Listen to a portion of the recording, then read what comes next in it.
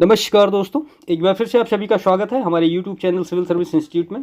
तो जो रिवीजन की सीरीज़ है उसको हम आगे कंटिन्यू करते हैं। आज का जो हमारा सेशन है इसमें ये मध्यकालीन भारत, और जैसे हमने जो प्राचीन भारत का इतिहास का उसके जो टॉपिक वाइज जो इंपॉर्टेंट फैक्ट थे उनको लिए थे, वैसे ही हम मध्यकालीन भारत में भी पूरा टॉपिक बाई टॉपिक करने वाले हैं पूरी डिटेल के साथ। ठीक है, तो ये जैसे यहाँ पे गुलाम वंश, फिर खिलजी वंश, और उसके बाद फिर तुगलक वंश, सारे डायनेस्टी देखेंगे। उसके बाद फिर मुग़ल के बारे में देखेंगे, और उसके बाद उनका शासन प्रशासन और जो सारी चीज़ें हैं महत्वपूर्ण, वो सारी हम वन बाई वन यहाँ पे कवर करेंगे। ठीक है, तो चैनल को सब्सक्राइब करिएगा, वीडियो को भी लाइक करिएगा और दूसरों को भी शेयर करिएगा। तो इसमें सबसे पहला जो टॉपिक है मध्यकालीन भारत में, तो भारत पर मुस्लिम आक्रमण। इसमें सबसे पहला फैक्ट है मक्का सऊदी अरब में स्थित है, यहीं इस्लाम धर्म के प्रवर्तक हजरत मोहम्मद का जन्म हुआ था। ठीक है, और फारसी ग्रंथ कौन सा है, चचनामा, से अरबों द्वारा सिंध विजय की जानकारी मिलती है। तो चचनामा के बारे में याद रखिएगा, इससे क्या होता है, अरबों द्वारा सिंध विजय की जानकारी मिलती है। इसके बाद महमूद गजनवी का दरबारी इतिहासकार कौन था, तो वो उतबी था, इसका नाम भी याद रखिएगा। उसने किताबुल यामिनी तथा तारीख़ यामिनी नामक ग्रंथों की रचना की थी। किताबुल यामिनी, तारीख़ यामिनी किसकी रचना है, तो वो उतबी की रचना है। उतबी कौन था, तो वो महमूद गजनवी का इतिहासकार था। अल बरूनी ने अरबी भाषा में तहकीक हिंद अथवा किताबुल हिंद की रचना की। ठीक है, किताबुल हिंद से तत्कालीन भारत की सामाजिक सांस्कृतिक स्थिति की जानकारी मिलती है। पुराणों का अध्ययन करने वाला प्रथम मुसलमान कौन था, तो वो अल बरूनी था। ठीक है, संस्कृत मुद्रालेख के साथ चांदी के सिक्के महमूद गजनवी ने जारी किए थे। इसके बाद दिल्ली सल्तनत में सबसे पहला हम देखते हैं गुलाम वंश, और जितने भी आते हैं जैसे गुलाम है, फिर खिलजी है, फिर तुगलक है, ऐसे सारे वन बाई वन देख लेते हैं यहाँ पे। तो दिल्ली सल्तनत में गुलाम वंश का, तो इसमें गुलाम वंश का संस्थापक कौन, तो वो कुतुबुद्दीन ऐबक। और भारत में गुलाम वंश का प्रथम शासक कौन, तो कुतुबुद्दीन ऐबक। इसका टाइम पीरियड 1206 से लेकर 1210 तक का। वह कुरान ख्वां यानी कुरान का पाठ करने वाले के नाम से प्रसिद्ध था। कौन, कुतुबुद्दीन ऐबक।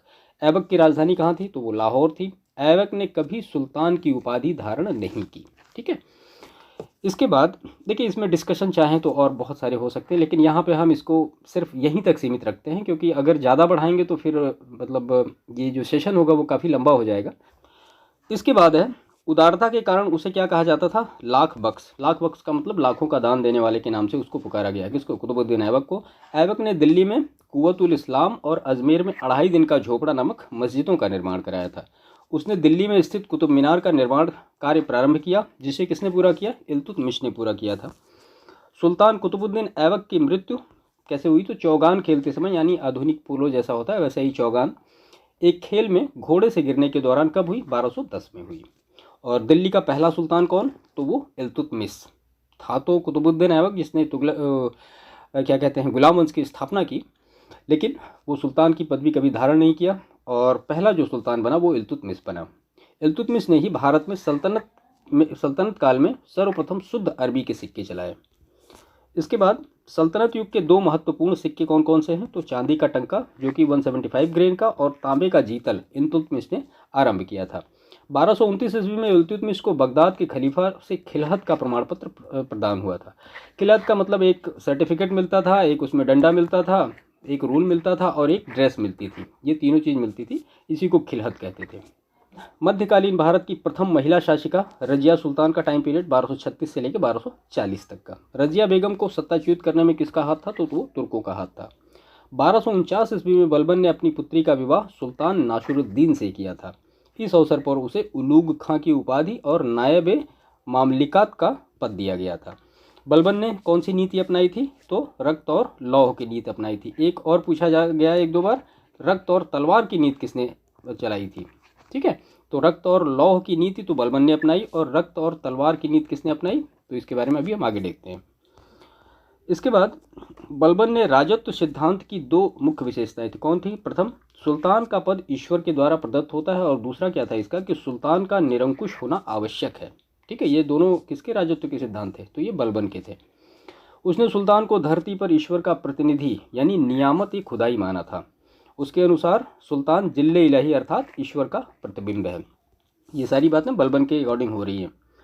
उसके बाद बलबन ने ईरानी बादशाहों की कई परंपराओं को अपने दरबार में आरंभ किया। उसने सिजदा का मतलब होता है भूमि पर लेटकर अभिवादन करना, और पाबोस यानी सुल्तान के चरणों को चूमना की रीतियों को आरंभ किया।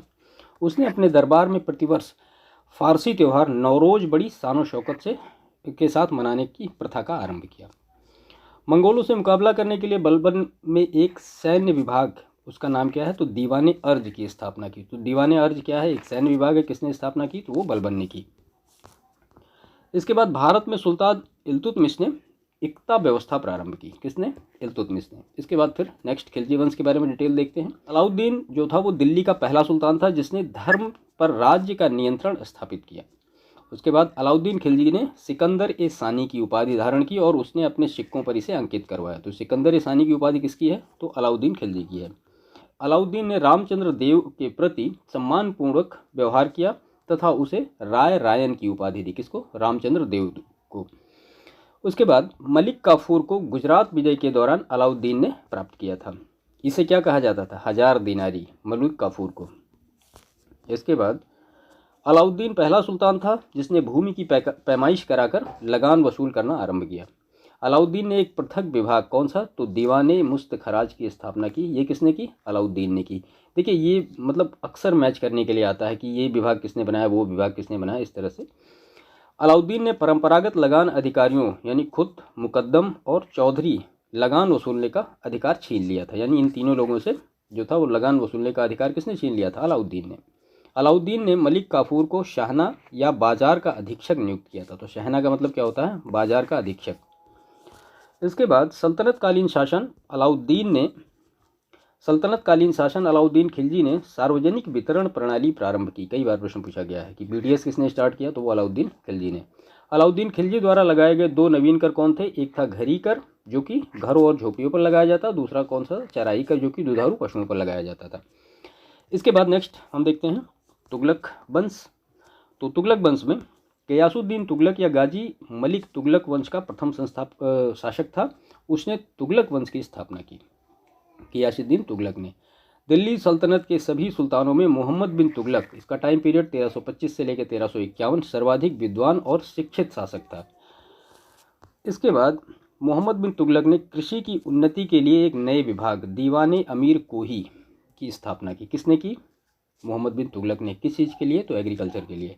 मोहम्मद तुगलक के प्रयोगों में एक सबसे महत्वपूर्ण था क्या, तो राजधानी दिल्ली से दौलताबाद ले जाना।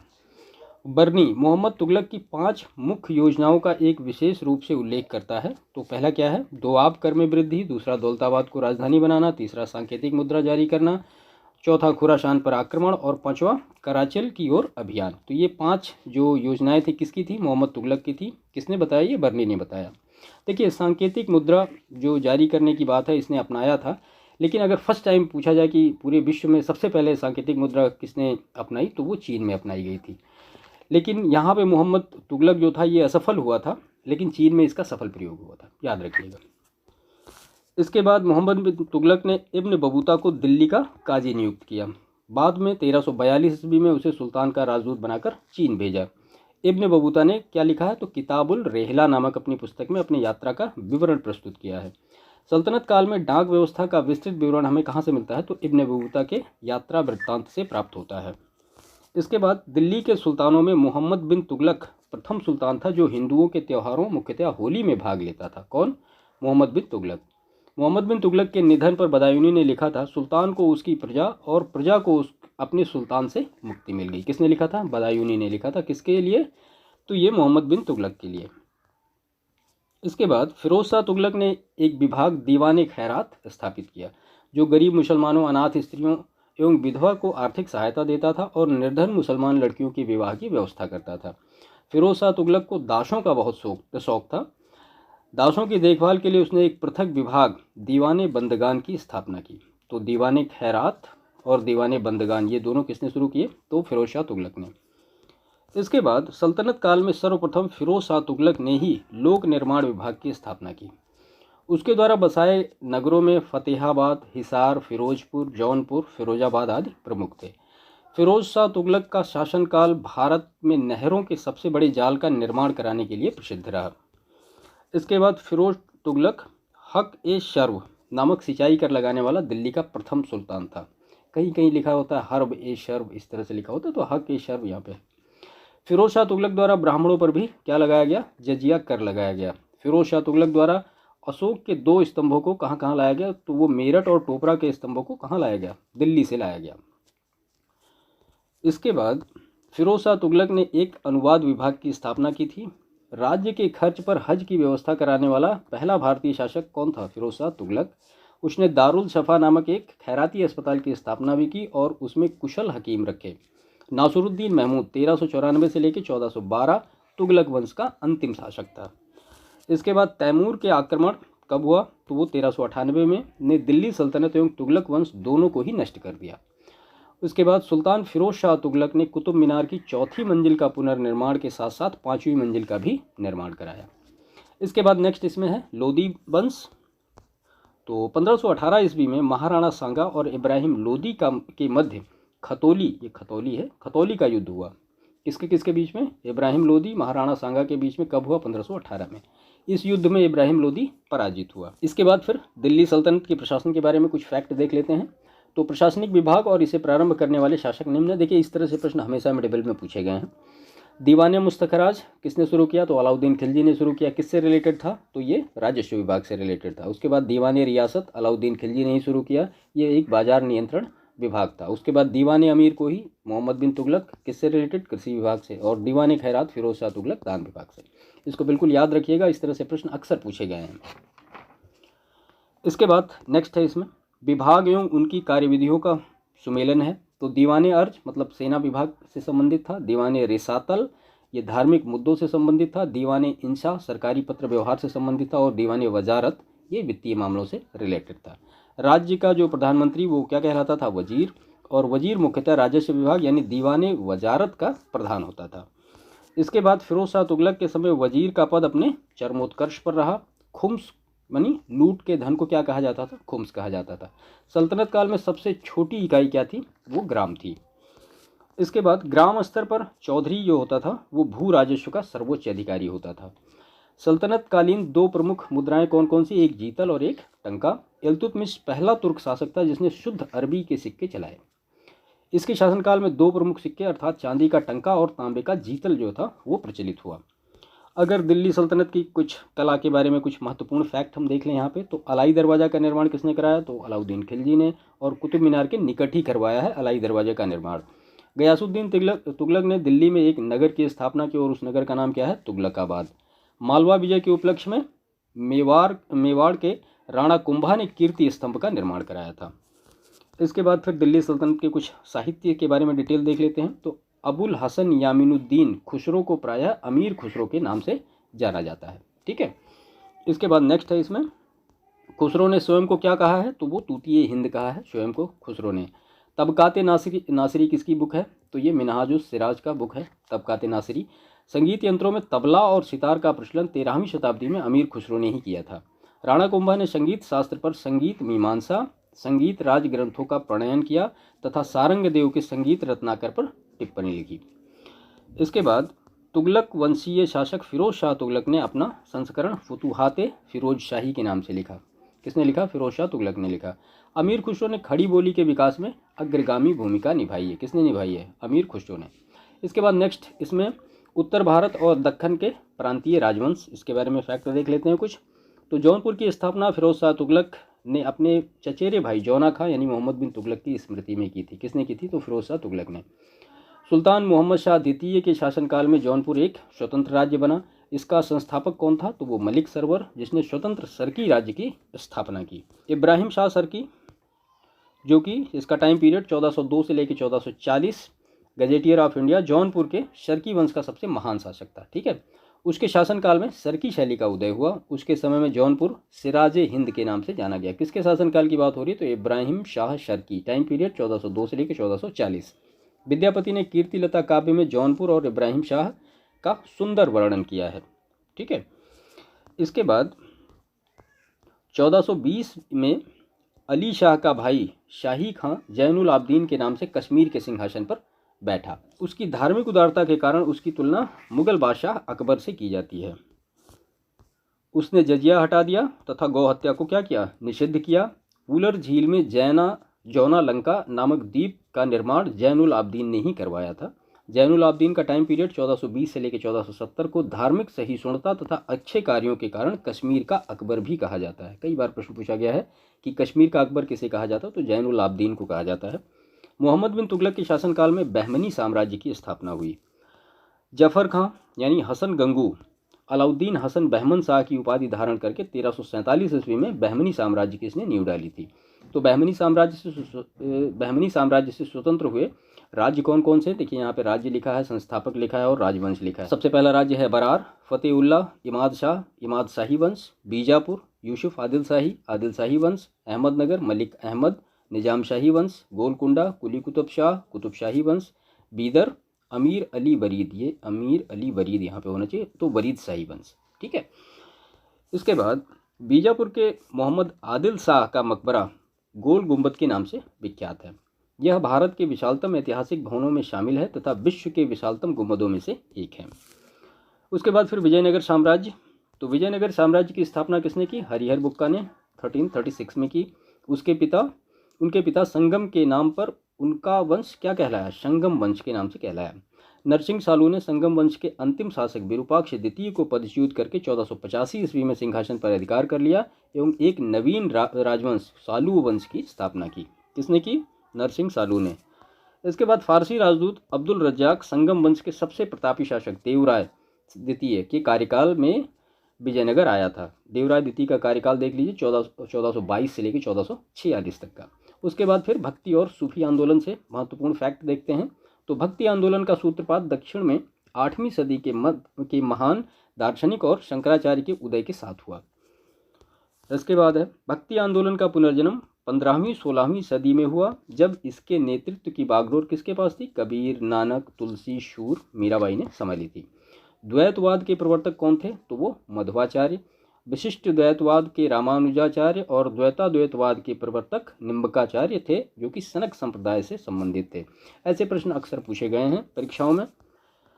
बीजक संत कबीर के उपदेशों का संकलन है, जो कबीरपंथी संप्रदाय के मानने वालों के लिए क्या है? एक पवित्र ग्रंथ है। उत्तर भारत में रामानंद भक्ति आंदोलन के प्रवर्तक थे। कबीर, इनका टाइम पीरियड 1398 से 1518, रामानंद के 12 शिष्यों में से प्रमुख थे। गुरु नानक का जन्म कब हुआ था? तो 1469 ईस्वी में तलवंडी नामक स्थान पर हुआ था। और गुरु नानक ने सिख धर्म की स्थापना सिकंदर लोदी के समय में की।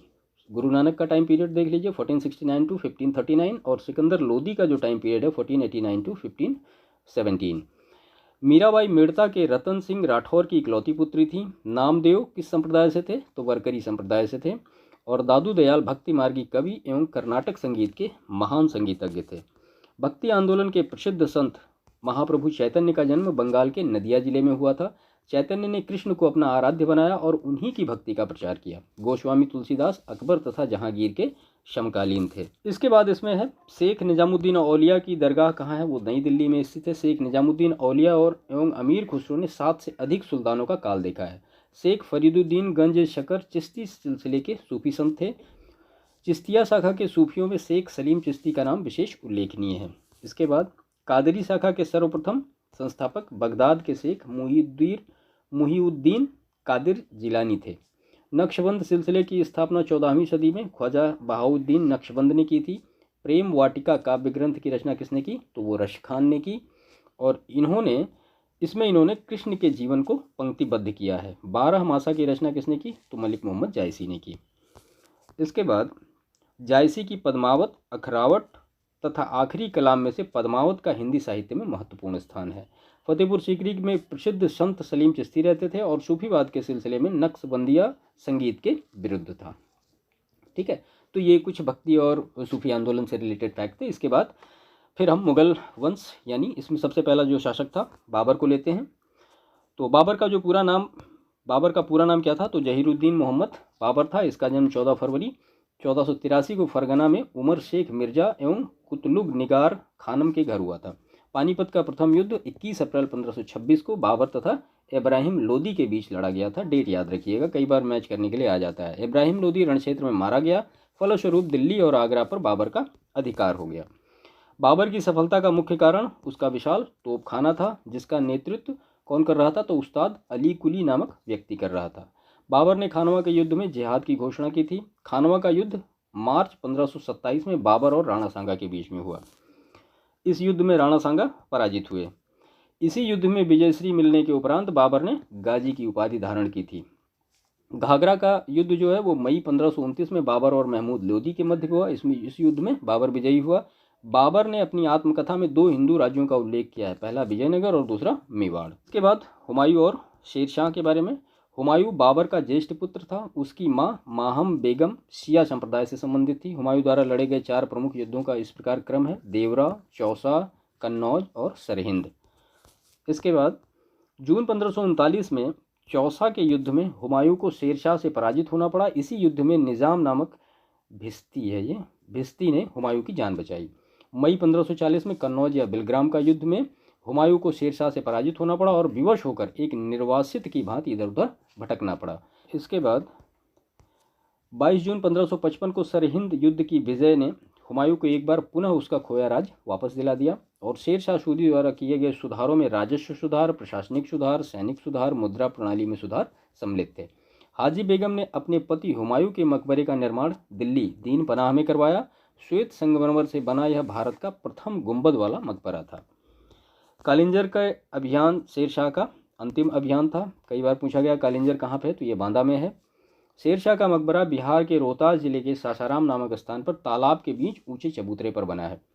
किला, एक कोहना मस्जिद, शेर मंदिर आदि भवन शेरशाह द्वारा बनवाए गए हैं। कृषकों की मदद के लिए शेरशाह ने ये पट्टा एवं कबूलियत की व्यवस्था प्रारंभ की शेरशाह। इसके बाद अकबर के बारे में डिटेल हम देखते हैं। तो अकबर ने सर्वप्रथम कछवाहा राजपूतों से वैवाहिक संबंध स्थापित किए। आमेर का राजा बिहारी भारमल ने अकबर की अधीनता स्वीकार कर अपनी ज्येष्ठ पुत्री हरखाबाई का विवाह करने की इच्छा भी व्यक्त की।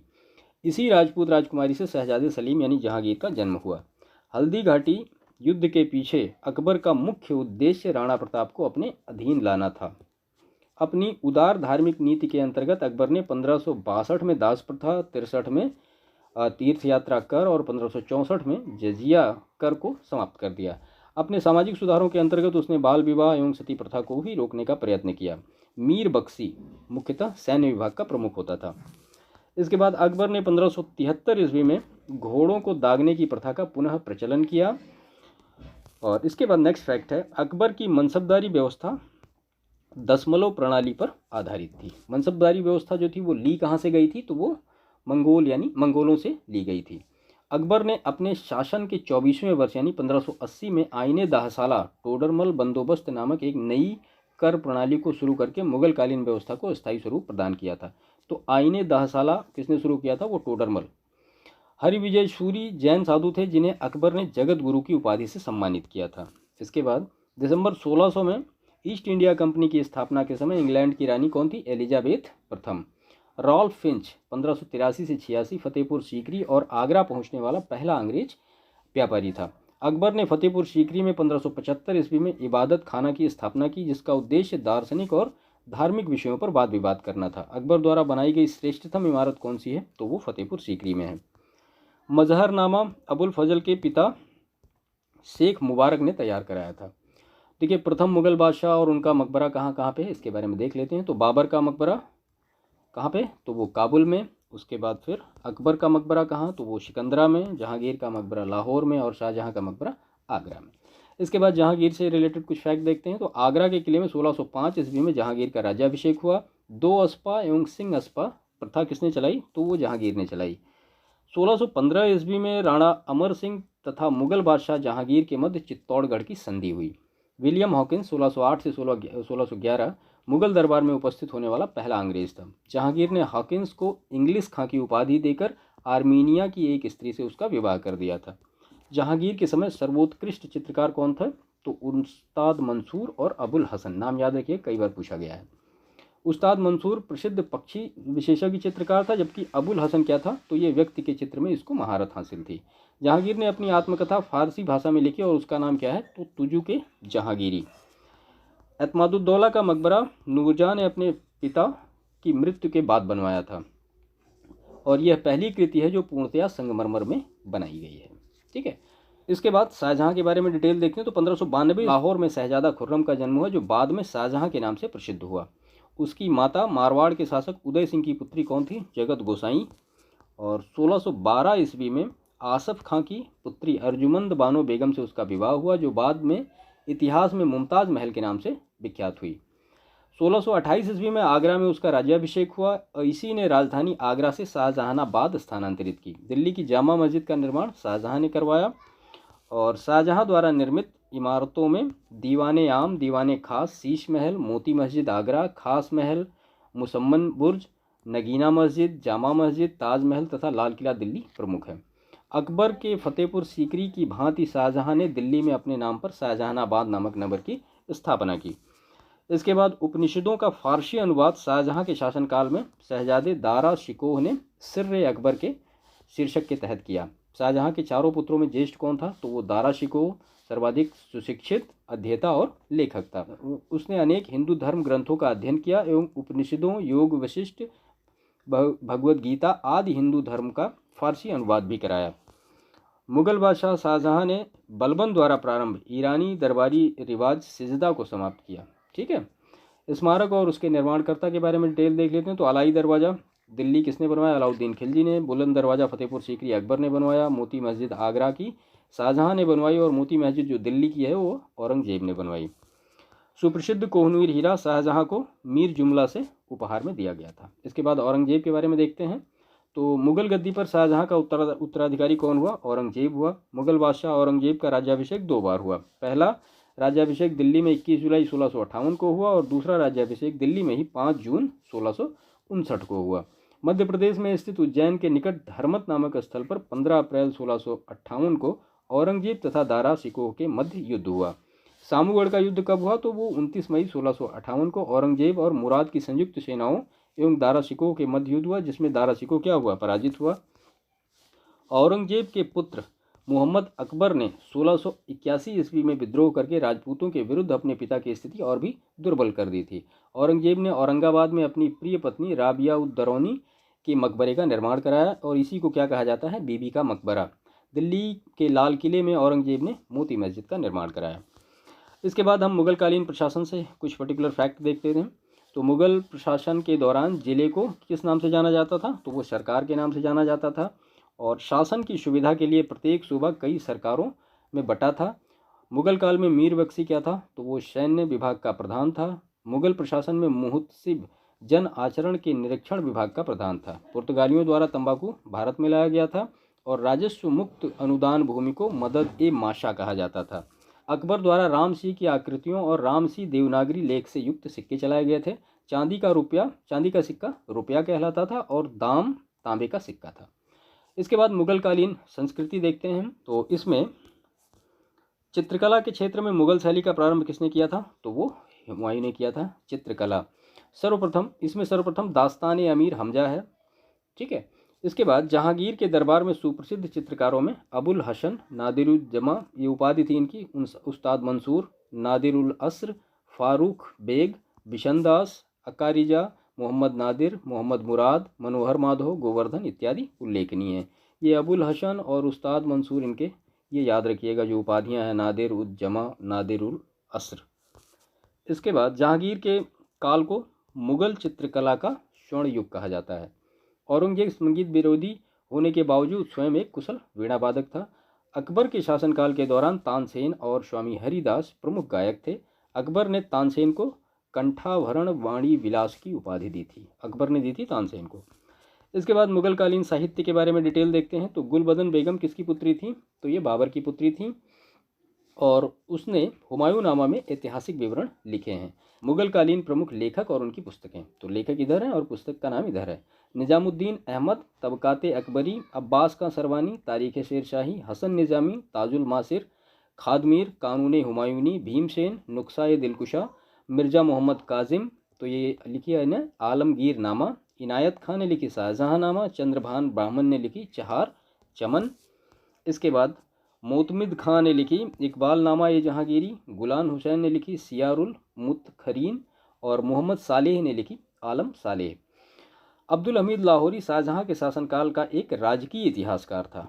अब्दुल हमीद लाहौरी, उसने अपनी पुस्तक पादशाह नामा में शाहजहां कालीन इतिहास का वर्णन किया है और फारसी क्या थी? मुगलों की राजभाषा थी।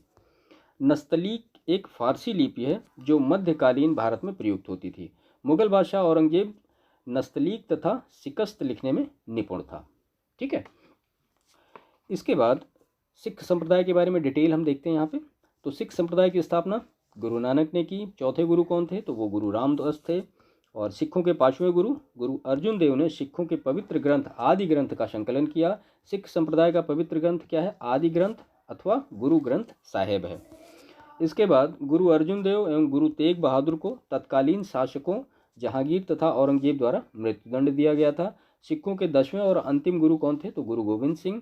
गुरु गोविंद सिंह ने सिखों को एक सैनिक संप्रदाय यानी खालसा पंथ में परिवर्तित कर दिया था। उन्होंने संपूर्ण सिख समुदाय को प्रत्येक को केश, कंघा, कृपाण, कक्षा और कड़ा रखने का आदेश दिया था। ये पांचों आप याद रखिएगा क्या क्या है। ठीक है, इसके बाद फिर मराठा राज्य और संघ, उसके डिटेल देखते हैं। तो शिवाजी का जन्म कब हुआ? तो 6 अप्रैल 1627 या 19 फरवरी 1630 को सिवनेर के दुर्ग में हुआ। इन्होंने रायगढ़ को अपनी राजधानी बनाया। शिवाजी मुगलों की कैद से भागने के समय आगरा नगर के जयपुर भवन में कैद थे या नज़रबंद थे। शिवाजी ने राज्य के प्रशासन के लिए केंद्रीय स्तर पर अष्टप्रधान की व्यवस्था की थी। कई बार पूछा गया है अष्टप्रधान किससे रिलेटेड? तो मराठा से शिवाजी ने इसकी स्थापना की थी। ये क्या क्या है हम देख लेते हैं। 8 पेशवा का मतलब राजा का प्रधानमंत्री, अमात्य या मजूमदार वित्त या राजस्व मंत्री, वाकियानवीश या मंत्री तो राजा के दैनिक कार्यों तथा दरबार की प्रतिदिन की कार्यवाहियों का विवरण रखता था। सचिव अथवा सुरनवीश तो राजकीय पत्र व्यवहार का कार्य देखता था। सुमंत या दबीर, इसको विदेश मंत्री कहा जाता था। और सेनापति या सर ए नौबत सेना की भर्ती, संगठन, रसद आदि का प्रबंध करना। पंडित राव विद्वानों और धार्मिक कार्यों के लिए अनुदानों का दायित्व निभाना। न्यायाधीश, मुख्य न्यायाधीश। तो ये 8 जो थे वो अष्टप्रधान थे। इसके बाद पानीपत की तीसरी लड़ाई जो कि हुई थी 14 जनवरी 1761 को सदाशिव भाऊ के नेतृत्व में मराठा सेना और अहमद शाह अब्दाली के नेतृत्व में अफगान सेना के बीच हुई थी, जिसमें क्या हुआ था? मराठे पराजित हुए थे। अहिल्याबाई मराठों के होलकर वंश की शासिका थी। इसके बाद मुगल साम्राज्य का विघटन 1707 ईस्वी में औरंगजेब की मृत्यु के बाद उसका पुत्र मुअज्जम ने बहादुर शाह प्रथम के नाम से सत्ता संभाली। और जहांदार शाह मुगल राजवंश में ऐसा प्रथम बादशाह था जो शासन कार्य में नितांत अयोग्य सिद्ध हुआ। लोग इसे क्या कहते थे? लंपट मूर्ख के नाम से जानते थे। शाहजहां द्वारा बनवाए गए प्रसिद्ध मयूर सिंहासन पर बैठने वाला अंतिम मुगल शासक कौन था? तो वो मोहम्मद शाह था। इसी को रंगीला कहा जाता है। इसके काल में ही नादिर शाह ने 1739 ईस्वी में भारत पर आक्रमण किया और करनाल युद्ध में मुगल सेना को पराजित किया। 1191 ईस्वी में पृथ्वीराज चौहान और मोहम्मद गोरी के मध्य तराइन का प्रथम युद्ध हुआ। उसके बाद 1192 ईस्वी में तराइन के द्वितीय युद्ध में मोहम्मद गोरी द्वारा पृथ्वीराज चौहान की पराजय के बाद भारत में मुस्लिम शक्ति की स्थापना हुई। इल्तुतमिश इल्बरी जनजाति का तुर्क था। सुल्तान बलबन का पूरा नाम क्या था? तो वो गयासुद्दीन बलबन। चंगेज खां का मूल नाम क्या था? तो वो तेमुचिन। इब्न बबूता मोरक्को का मूल निवासी अफ्रीकी यात्री था। या मोहम्मद बिन तुगलक के कार्यकाल में यानी 1325 से 51 के बीच में भारत आया था। कृष्णदेव राय ने आंध्र भोज की उपाधि धारण की थी। तुगलक काल मुस्लिम भारतीय विजारत का स्वर्णकाल था। सूफी संतों के निवास स्थान को क्या कहा जाता था? तो उनको खानकाह कहा जाता था। बाबर की उदारता के कारण लोगों ने उसे कलंदर की उपाधि प्रदान की। अकबर ने सूफी मत में अपनी आस्था जताते हुए चिश्तिया संप्रदाय को समर्थन दिया था। और पीटर मुंडी जो था एक ब्रिटिश यात्री था। ठीक है, तो ये मध्यकालीन भारत से कुछ प्रमुख फैक्ट थे। इसके बाद फिर आधुनिक भारत का इतिहास होगा, इसको हम अपने नेक्स्ट सेशन में कवर करेंगे। ठीक है, तो ये पूरा मध्यकालीन भारत हमने यहाँ पे देखा एक सेशन में। देखिए, इसका रिवीजन आप करते रहिए, 1 बार 2 बार 3 बार कर लीजिए, बहुत है। और काफ़ी कुछ चीज़ें आपने पढ़ के रखी होंगी पहले से, बस ये चीज़ें ये हैं कि आपको रिकॉल करने के लिए हैं। ठीक है, तो सेशन को समाप्त करते हैं। बाकी जो मॉडर्न हिस्ट्री है मिलते हैं उस सेशन में, तब तक के लिए आपका बहुत बहुत धन्यवाद।